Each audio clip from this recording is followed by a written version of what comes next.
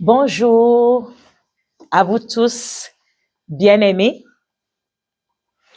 tous ceux qui sont abonnés à ma page et ceux qui ne sont pas abonnés et que vous venez me trouver là en ce moment. Que Dieu vous bénisse tous dans le nom puissant de Jésus-Christ. Ce soir, je viens avec un message précis que j'ai reçu du Seigneur. Prions pour nos pères, prions pour nos mères, prions pour les aînés dans la foi. Prions pour nos pasteurs, les gens qui nous enseignent, les gens qui ont un manteau, qui ont reçu un manteau pour que le corps du Christ soit édifié, pour nous annoncer la bonne nouvelle, pour nous enseigner, parce que au travers d'eux, nos vies sont transformées, au travers d'eux, nous grandissons dans la foi. Le Seigneur m'a donné ce message-là de prier pour les pères dans la foi, parce que l'ennemi Satan a libéré beaucoup de démons pour affaiblir l'Église. Pour affaiblir l'Église. Et il n'attaque pas n'importe qui. Il attaque vraiment les pères. Les pères très forts dans la foi. Et dans les temps à venir, je pense que peut-être que ça a déjà commencé, de la manière dont Dieu m'a parlé. Beaucoup d'hommes de Dieu vont tomber. Beaucoup vont tomber. Beaucoup vont tomber. Et le Seigneur ne cherche pas à ce que ceux qu'il a déjà choisis, ceux il a déjà établis, tombent. Il veut que chacun d'eux continue en fait que son peuple soit toujours fort et victorieux. Parce que vous savez, bien-aimés, si on veut attaquer une église, il faut d'abord attaquer les pasteurs, les hommes que Dieu a établis sur nous. Même si je suis pasteur aujourd'hui, je vous parle, il y a quand même quelqu'un que j'écoute tout le temps, un pasteur que j'écoute tout le temps, et Dieu sait que cette personne-là est chère à mes yeux. Je l'ai pris comme mon père spirituel. Même s'il ne me connaît pas, je l'ai pris comme mon père spirituel. Donc, c'est mon devoir de prier pour cet homme de Dieu, en tant qu'un père dans la foi. Et pourquoi? Parce que les hommes de Dieu que Dieu a choisis, n'oubliez pas qu'ils prient pour l'Église. Tous les jours que Dieu les permet, ils prient pour leur assemblée. Ils prient pour tous les âmes que Dieu a mis sous leur le mandat qu'ils ont eu auprès de Dieu. Ils prient pour eux. Donc nous aussi, en tant que, comment est-ce que je peux dire ça, les fidèles de cette église-là, c'est dans notre devoir de prier pour les hommes de Dieu que nous écoutons, afin que Dieu les garde aussi. Parce que eux aussi, ils sont faits de la chair comme nous. Ils sont faits de la chair comme nous. Donc, nos besoins que nous avons souvent, que ça soit l'argent, que ça soit l'attention, que ça soit comment est-ce que je peux dire, nos besoins familiaux, les enfants,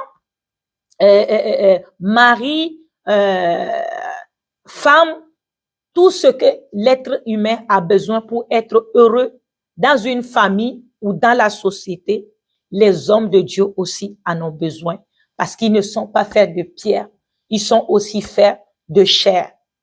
C'est le même sang qui coule dans nos veines, qui coule aussi dans leurs veines. C'est pour cela que Dieu nous appelle à prier pour eux. Et n'oubliez pas surtout, quand ils prient pour les nations, ils prient pour l'Église, Dieu les exauce. Et le fait que Dieu les exauce, l'ennemi n'est pas content. L'ennemi n'est pas content. Parce que à cause de la prière de cet homme-là, vous êtes délivré souvent des envoûtements, protégé contre la sorcellerie, protégé contre toutes sortes d'esprits impurs qui cherchent à vous gagner, qui cherchent à vous atteindre, qui cherchent à vous détruire. Donc l'ennemi ne peut pas dormir à cause de ces hommes-là ou de ces femmes-là que Dieu a établis sur vous et qui prient pour vous nuit et jour. Nuit et jour. C'est pour ça qu'il faut prier. Il faut prier vraiment pour les pères et les mères dans la foi, nos aînés, en fait, dans la foi. Tout homme de Dieu que tu connais, que tu le tiens dans ton cœur, il t'a fait du bien.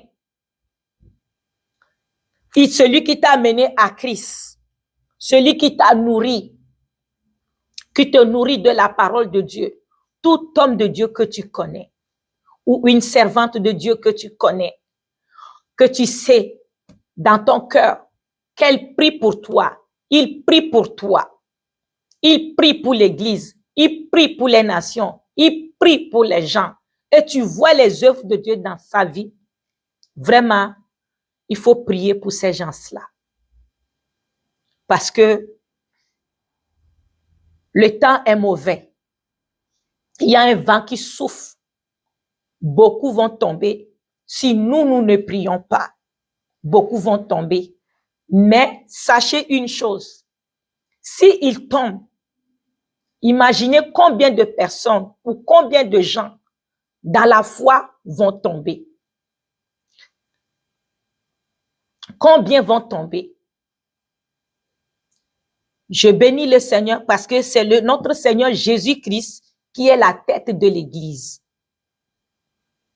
Mais les pasteurs, les serviteurs de Dieu, dans une assemblée, sont ceux qui sont mandatés. Ils sont comme les commandos dans l'Église.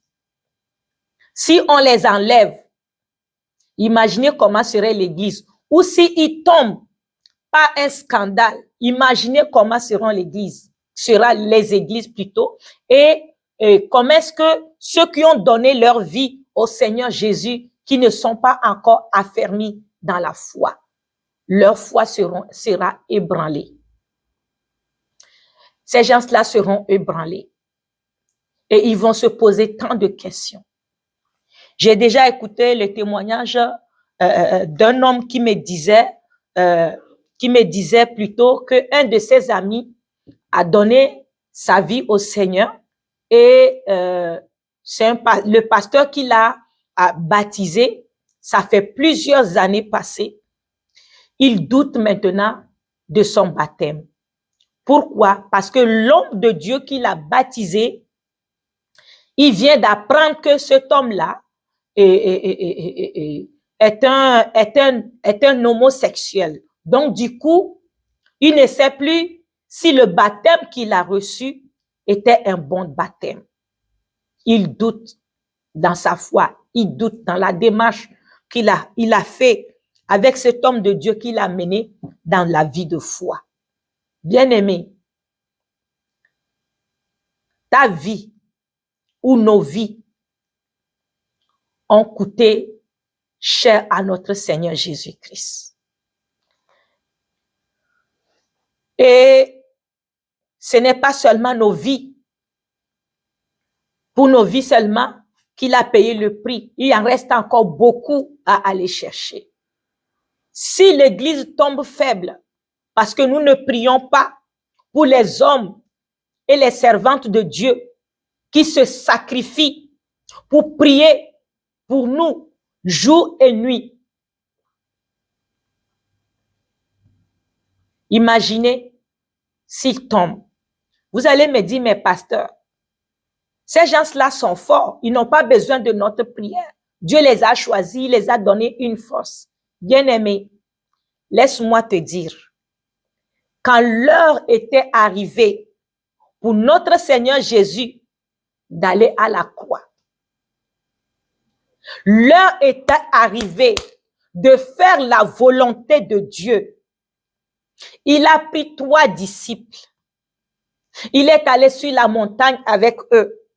Il les a dit qu'ils restent en bas. Lui, il va aller prier. Il les a dit de prier aussi, de veiller, parce que c'était la nuit. Il a demandé à ses 3 disciples-là de prier, de rester éveillés et prier pour ne pas tomber dans la tentation. Parce que pourquoi dans la tentation? Jésus-Christ était avec eux. Pourquoi ils devaient prier pour ne pas tomber dans la tentation? Parce que l'heure était venue où on allait attraper le Seigneur Jésus-Christ pour amener à la croix. Donc, tout ce que Jésus a fait en étant auprès d'eux, ils peuvent rechuter, ils pouvaient reculer et dire non, que vraiment le Seigneur Jésus-Christ là, il ne croit plus que c'est le Messie. Le doute allait venir dans leur vie. C'est pour ça que le Seigneur Jésus-Christ les a dit, priez pour ne pas tomber dans la tentation. Parce qu'il savait que quand on viendra l'attraper, Pierre, sur qui il a compté, il a dit qu'il allait bâtir l'église sur cette pierre. Parce que Pierre avait eu la révélation que Jésus-Christ était le Fils de Dieu. Il était le Messie. Il était celui qui devait venir les sauver. Pierre avait eu la révélation là. Il a dit, si vous ne priez pas, vous allez tomber à tentation. Parce qu'il savait que c'était important. Et lui-même, en étant pour prier, il a demandé au Seigneur, il dit, si tu peux éloigner cette coupe de moi, si tu peux, Dieu, éloigner cette coupe de moi. Il dit, toutefois, non pas ma volonté, ne fais pas ma volonté, mais fais ta volonté, ô Dieu. Fais ta volonté, ô Père, non ma volonté. Jésus-Christ était Dieu. Pourquoi il fait cette prière? Parce que, bien aimé, la chair qui nous enveloppe, la chair dans laquelle nous sommes, Jésus-Christ savait sa mission. Il a accepté de venir mourir à la croix pour nous. Mais quand c'est l'heure était arrivée, la douleur que la chair pouvait ressentir, Jésus-Christ le sentait déjà. Si tu lis la Bible, tu verras, la Bible nous dit que Jésus-Christ était effrayé. Il était angoissé. Il avait peur d'aller à la croix. C'est la chair qui fait cela. Et les hommes de Dieu vivent dans la même chair dans laquelle nous aussi nous vivons. Dans lequel nous aussi nous vivons. Et pourquoi prier encore pour les hommes de Dieu? Nous allons voir l'exemple de Moïse dans Exode 17. Il devait affronter les ennemis. Je pense que c'était les Amalek. Dieu les avait dit qu'ils vont gagner la bataille. Mais pour cette bataille-là, Moïse devait lever les mains dans les airs. Et quand Moïse levait les mains dans les airs, durant le combat, vraiment le peuple de Dieu devenait plus fort et il gagnait la bataille. Mais quand Moïse baissait les bras, le peuple de Dieu devenait faible. Et c'est ce que l'ennemi fait en attaquant les hommes de Dieu, les pères, les servantes de Dieu que Dieu a mis dans nos églises, dans nos vies. Il veut les affaiblir. Il veut qu'ils baissent les bras afin que nous, qui sommes dans l'église, nous tombions. Nous devenions faibles. Et quand Moïse baissait les bras, ses mains devenaient faibles, il baissait les bras. Sur le champ de bataille, l'ennemi vainquait. Il gagnait le terrain. Et qu'est-ce qui s'est passé? Aaron et Hur ont pris vraiment une pierre pour venir mettre au-dessus de Moïse, afin que Moïse puisse garder le bras élevé pour que le peuple de Dieu gagne. Vous voyez cette scène-là, Moïse devait garder la main levée. Qui a aidé les mains de Moïse à rester dans les bras, à rester plutôt dans les airs? C'est Aaron et Hur qui sont allés chercher une pierre pour venir mettre au-dessus de Moïse, pour que Moïse s'assied dessus. Ce n'est pas Moïse lui-même. Parce que si Moïse baissait les bras totalement pour aller chercher une pierre ou quelque chose pour venir mettre en dessous de lui, ce que la guerre terminait, l'ennemi allait gagner.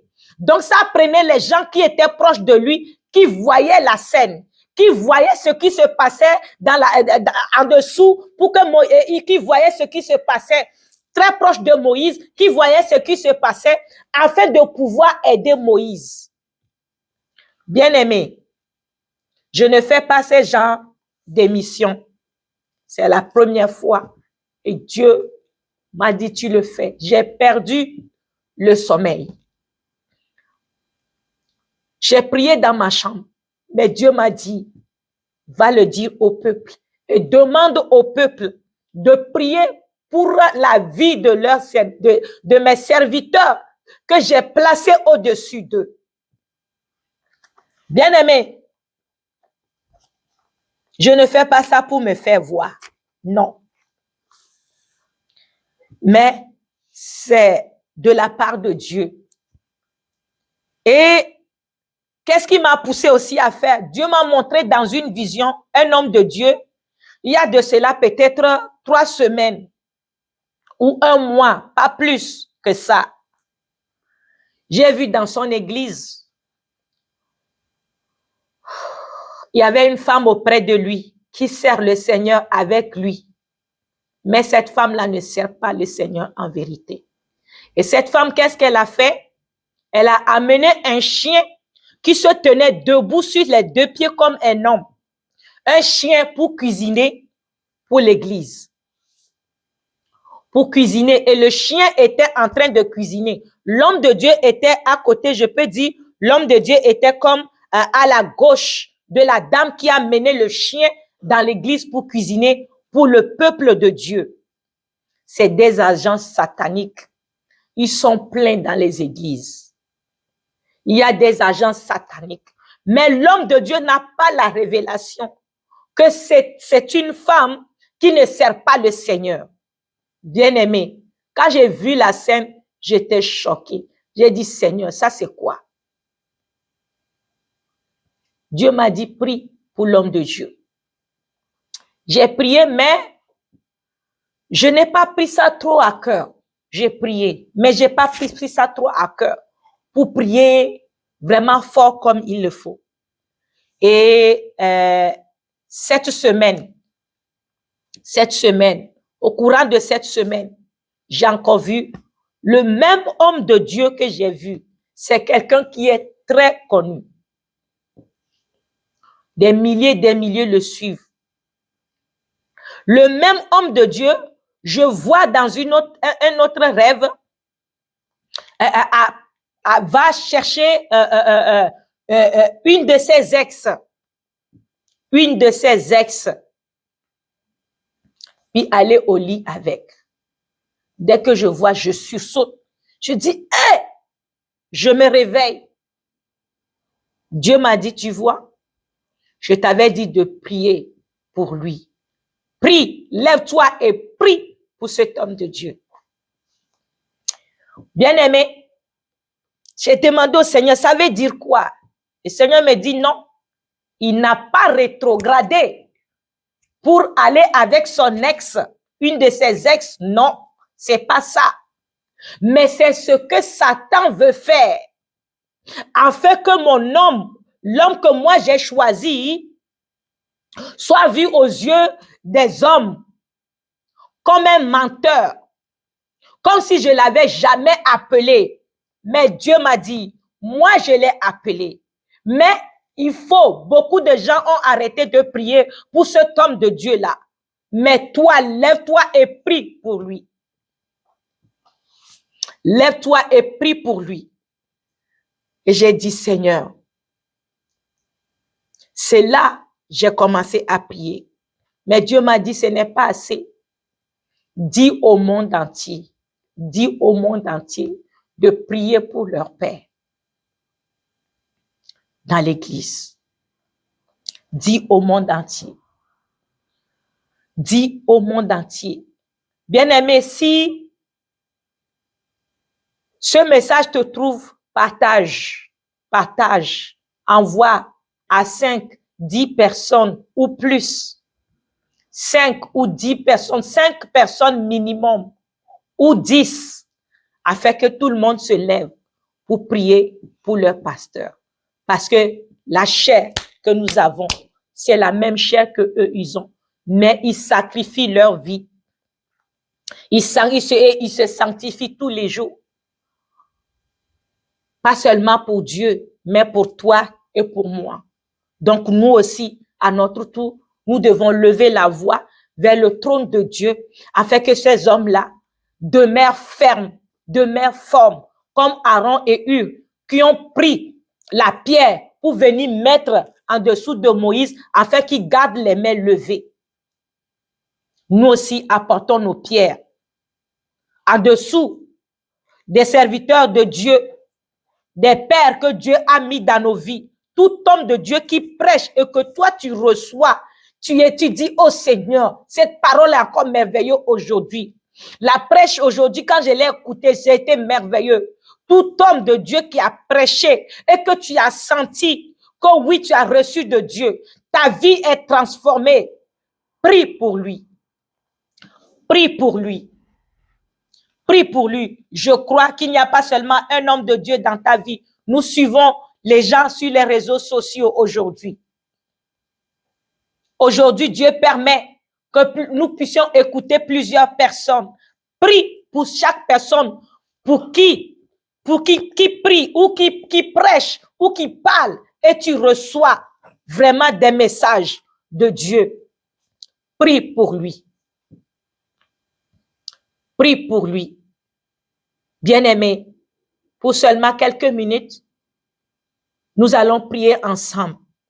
Aidez-moi à prier ensemble pour tous les hommes de Dieu sur la terre.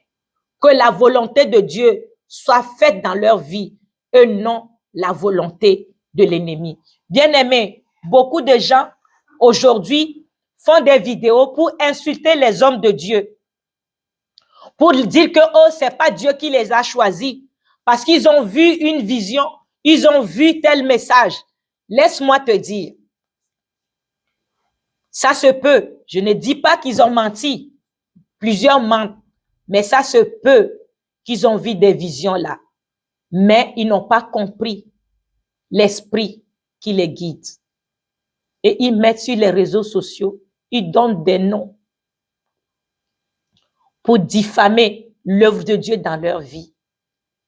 Mais une chose que moi je sais, que Jésus-Christ nous a dit dans la Bible, que tout homme qui va blasphémer le Saint-Esprit ne serait pas pardonné. Blasphémer le Saint-Esprit, c'est de renier ou renier ce que Dieu fait au travers de son serviteur. Parce que comment on les appelle? Les Juifs à l'époque, les Israélites à l'époque, les scribes et les pharisiens, quand ils voyaient Jésus opérer, ils voulaient le lapider. Il les a dit que c'est pas Dieu qui opère dans sa vie. Que Jésus-Christ travaille avec, comment il s'appelle? Belzébul. Jésus les a dit que celui qui blasphème, le Saint-Esprit ne serait pas pardonné. Le Père peut le pardonner. Jésus-Christ même peut le pardonner. Mais celui qui blasphème le Saint-Esprit ne sera pas pardonné. Bien-aimé, Tu peux bien voir peut-être un homme de Dieu que Dieu t'a montré comme ça, qu'il a chuté. Dieu ne te le montre pas pour aller l'insulter. Dieu te montre afin que tu pries pour lui. En tout cas, dans mon cas, ce n'est pas la première fois que je prie pour un homme de Dieu. Mais à chaque fois que Dieu me montre quelque chose sur un homme de Dieu, que moi je suis ou que je ne suis pas, je prie pour cette personne parce que c'est le mandat que j'ai reçu. Dieu cherche quelqu'un pour prier pour ton père spirituel, pour prier pour ton pasteur. Et cette personne-là n'est que toi. Toi qui écoutes ce message en ce moment. Ne reste pas la bouche fermée. Prie. Prie et tu seras récompensé. Dieu dit que tout ce que nous souhaitons pour les autres, Dieu va nous redonner aussi ce que nous souhaitons pour les autres. Il dit ce que tu souhaites pour l'autre, Dieu va te le donner. Alléluia. Nous allons prier au nom de Jésus. Père de grâce, je loue ton Saint-Nom. Je te bénis, je te célèbre de cette grâce que tu m'as accordée, ô Dieu vivant, de pouvoir prier pour un homme de Dieu, pour une servante de Dieu, Seigneur. C'est une grâce. C'est une grâce. Jésus a demandé à Simon-Pierre, Jean et Jacques de prier afin de ne pas être tentés. Ô Dieu vivant. Ô Dieu vivant. Qui suis-je pour prier pour les grands hommes de Dieu? Pour prier pour les hommes de Dieu? Mais je sais, Seigneur, que c'est une grâce que tu m'as accordée. Ô Seigneur, je prie dans le nom puissant de Jésus-Christ, avec tous ceux qui me rejoignent, ô Seigneur, à ce moment pour la prière, Père éternel. Nous prions dans le nom puissant de Jésus-Christ, que tout piège satanique, tout plan satanique qui a été planifié contre tout homme de Dieu, contre tout ce que tu as appelé, élu, Seigneur, pour édifier le corps du Christ, Père éternel. Oh, Père éternel, je détruis toute leur piège. Je détruis toute leur puissance. Oh, Seigneur Jésus-Christ, contre tes serviteurs, dans le nom puissant de Jésus-Christ. Oh, Charabrasete, à toi seul la gloire, à toi seul l'honneur, oh Dieu vivant. Recho Carabrazetema, Rito Korobrozi Tarabashekerebe, Rato Koriabrasekerebo Soko. Je prie contre tout joug satanique dans la vie de tes élus, dans la vie de tes élus. Je prie contre ces jougs sataniques au nom puissant de Jésus-Christ. Ô Père éternel, je lève mes mains vers toi, Éternel des armées, pour tous tes appelés, tous tes élus dans le monde entier. Ô Père éternel, que ta main puissante les garde. Fais luire ta face sur chacun d'eux au nom puissant de Jésus-Christ. Tu as dit que ce que tu as révélé, Seigneur, oh mon Dieu, mon roi, c'est parce que tu es au contrôle. Papa, tu connais tous les hommes qui sont ciblés en ce moment. Je prie, oh Dieu vivant, que chacun d'eux, mon Dieu, mon roi, soit couvert par le sang de Jésus-Christ. Soit couvert par ta main toute puissante, oh Dieu vivant. Et que tout plan que l'ennemi a planifié contre eux et contre l'Église, Père éternel, soit nul et sans effet dans le nom puissant de Jésus-Christ. Korabrazete amajete. Rosuta karabrazete korobrosha. Rusi taramajite kerebrozi tarabaje. La suta karabrazite robrozete rababa. Rito korobrozi tarabajite rebo. Linda karabrazia makorobrozete. Reta karabrazote. Ruta karabrase. Roti karabrazoto robobo. À toi seul la gloire. À toi seul l'honneur. Ô Seigneur des seigneurs. Ô roi des rois. Ta parole nous dit que en ton nom, tout genou fléchit et toute langue confesse que tu es le Seigneur des seigneurs. Je déclare que tout genou dans les lieux célestes qui avait visé tes serviteurs en ce moment, Père éternel, que tous leurs genoux fléchit, que tous leurs genoux fléchit et qui témoignent que tu es le roi des rois, le Seigneur des seigneurs. Ils sont vaincus au nom puissant de Jésus-Christ. Ils sont vaincus au nom puissant de Jésus-Christ. Ils sont vaincus au nom puissant de Jésus-Christ. Amen, amen, amen, amen. Que Dieu vous bénisse abondamment. Que Dieu vous bénisse abondamment. Ne cessez pas de prier. Continuez à prier selon ce que le Saint-Esprit, selon les paroles que le Seigneur vous met à cœur de déclarer sur les serviteurs de Dieu qui vous dirigent, qui dirigent vos églises. Ne restez pas la bouche fermée. Gardez les bras hauts, comme Moïse a gardé les bras hauts, afin que le peuple de Dieu gagne toujours au nom puissant de Jésus-Christ. Amen.